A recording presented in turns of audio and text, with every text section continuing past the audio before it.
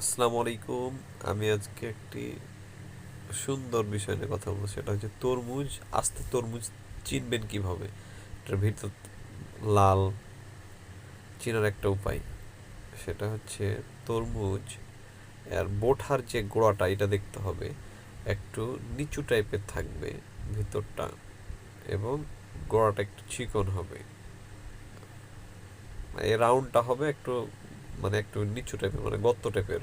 উপরের মাংস একটু মোটা থাকবে সাইডে, আর ওই যে যে বোঠাটা আছে তার গোড়াটা যেন একটু দেবে থাকে নিচ দিকে। তাহলে বুঝবেন কি তরমুজটা বাড়তি হয়ে গেছে, এবং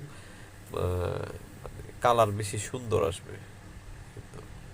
এবং আরেকটি চেনার উপায়, সেটা হচ্ছে ওর যে সিডটা রয়েছে, এই যে এই সিডটা হচ্ছে আপনার একটু ফেটে ফেটে আসবে, এবং একটু ব্রাউন টাইপের, গ্রিন থেকে মানে হালকা গ্রিনটা কম হবে, মানে সবুজ যে ভাবটা এটা যেন কম থাকে।